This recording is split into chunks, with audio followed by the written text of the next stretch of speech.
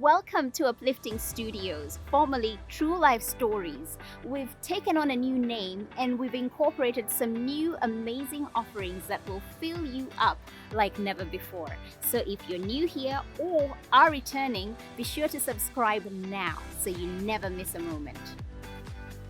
Today we meet a lover of all things art and design. She was born in Norway and moved with her family to Bunbury as a young child. Life was full of adventure and change, trying to navigate what it meant to be an immigrant growing up in country Western Australia. Lucy Aboagye's desire to create saw her enter into the field of fashion design and now pottery, where her in-demand sessions are an absolute sellout. Here is Lucy's story.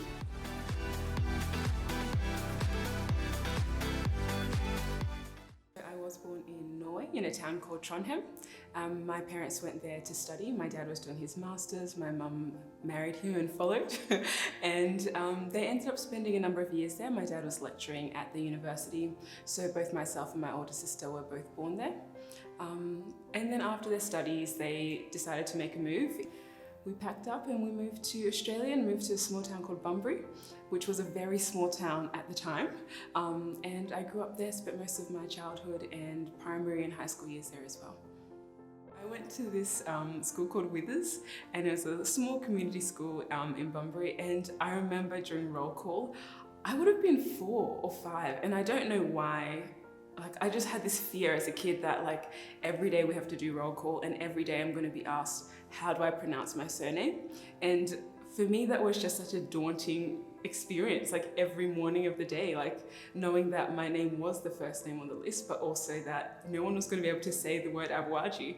And we're going to look around and I was like, I don't want to be pointed out. I feel already noticeable enough.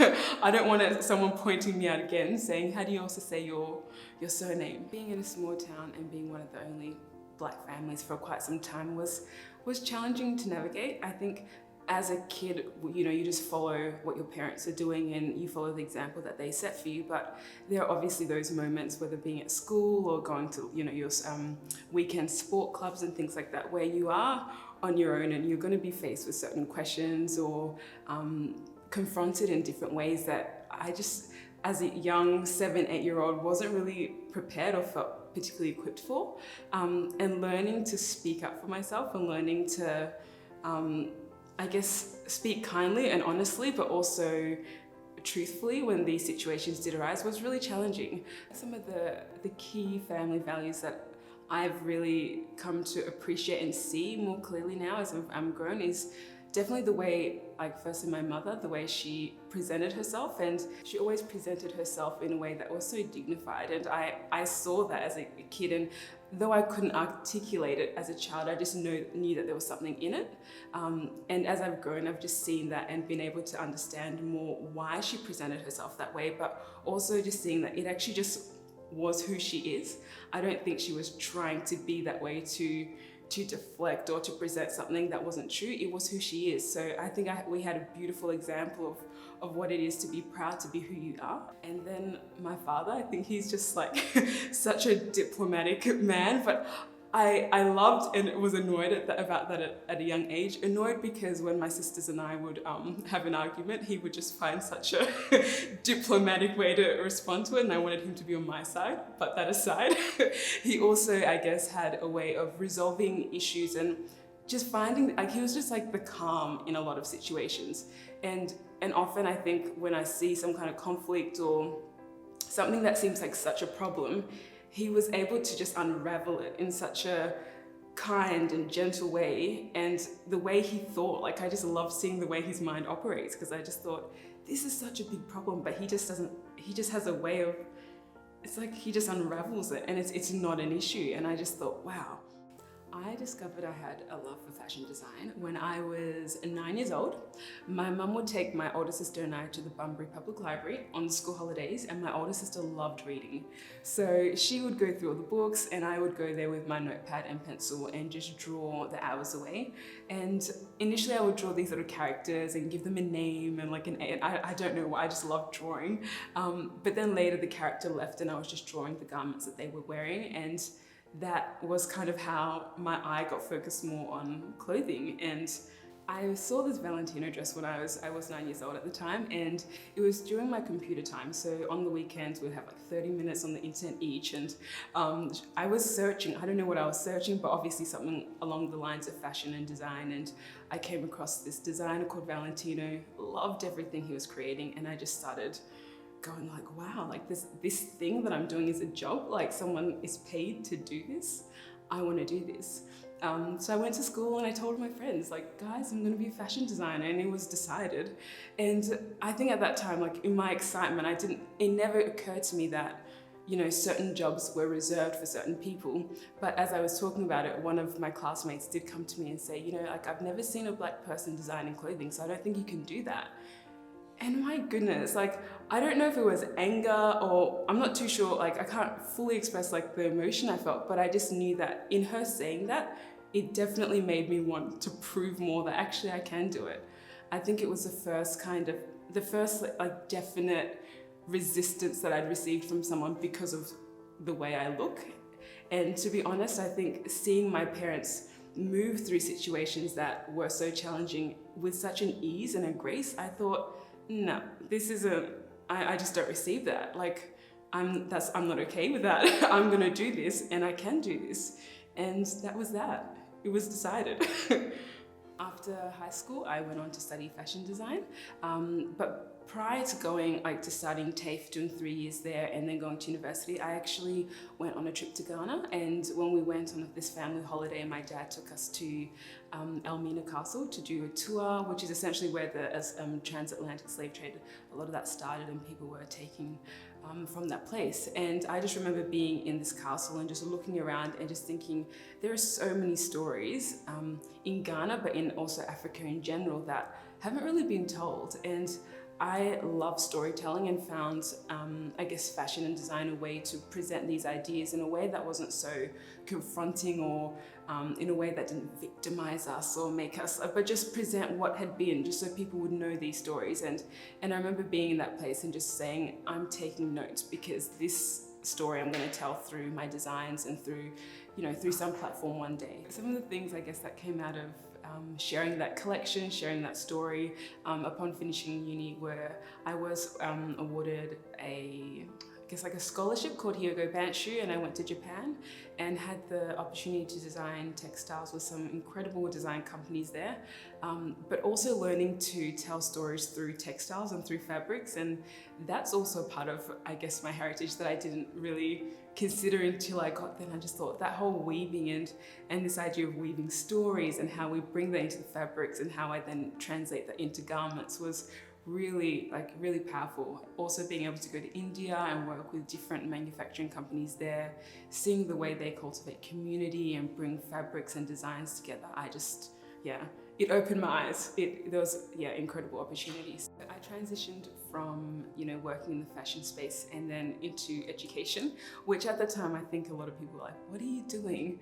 But for me, one really pivotal moment was being in India and seeing how through creativity we could actually cultivate community, and we could, you know, work with people, closely with people to do something that was more than just about making stuff, making a product. And I had an opportunity to work with at-risk youth at a school called Alta One, and I just grabbed it and ran. Honestly, I didn't know exactly what I was getting myself into, just because I had never worked in that space. And it was really challenging. It was really confronting to know that, you know, there's so many people in our community who are going through some really tough things. Pottery came into the picture, I think, a year into working at Alta One. So I was looking for a creative outlet, and I felt like fashion, anything to do with fashion, still felt a bit like work. It wasn't really, and I didn't have much freedom in it in that sense. So looking on Instagram and then following Brianna on Instagram and just being like, oh my God, she makes pottery, that's so cool. And I just thought, I want to be cool. So I'm going to do some pottery, and just having a lot of conversations with her and like, how did she start it? Like, what do I do? Do I just go back, buy a bag of clay? Like, I knew nothing. And she encouraged me to just sign up for a class at our local art centre, and I went along and just honestly fell in love with it at the first time. I just thought, this is amazing. And I wasn't making anything that looked nice, but just to have clay on my hands and this wheel, it was just, yeah, it's so mesmerizing and such a beautiful art. We worked with each other previously in our old job, and that was at a school, Old Chuan College. So we knew each other from then, and I did pottery classes as a way of me de-stressing after work. And I loved it, and I would tell Lucy about it when we ever met up, and I said, you need to do a pottery class.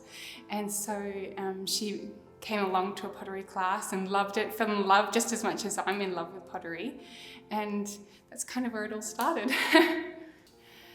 Lucy inspires me, but she's also a really good friend. I feel loved and I feel safe when I'm with Lucy, and this environment that she has created, this studio, it's just calm and it's peaceful, and every time I rock up I'm like, oh, it just feels good, like it has a good feeling. Lucy also spurs me on to be a better person, and we can talk about pretty much anything. And she doesn't get offended, and if she does, she's not afraid to share it. Like, we just have a relationship that I feel like we can be ourselves. When I started doing pottery, I set up an Instagram account called Not Yet Perfect, and the aim of the account was that I would give myself the freedom and the space to create anything I wanted, and it didn't have to be perfect, because I feel like working in the fashion space, there was always this, because I was always striving for perfection. If it wasn't perfect, then it wasn't good enough. I might as well just throw it in the bin. And I was just so harsh on myself and unrealistic as well. So doing the pottery for me was really about just giving myself time to learn something new, giving myself space, and also just to have fun. And when I later resigned from teaching, thinking that I was going to go back into, doing something fashion related, pottery kind of came out of that. So yeah. The name Not Yet Perfect, actually, NYP are my initials. So that is why I started signing off my pottery with NYP when I first started pottery, because so many other people had the initials LA. So NYP is my Ghanaian initials, so Nanea Pama Aboagye. And I just started signing off, and one day I just thought I need to open this Instagram account, but NYP doesn't roll off the tongue, like I just need something better. So I was driving and I just thought, oh, it's just not yet perfect. And I wasn't really thinking too much about it, and realized that what I had just said were the initials of NYP, and I thought that's perfect. I'm gonna roll with that. That was about it.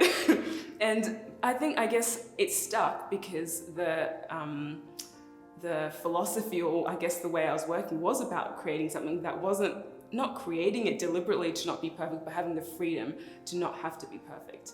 And because that was already in my mind, maybe that's what came out, but it just all happened to fall together in the perfect way. So we rolled with it. What I have learned the most, and what I take away, is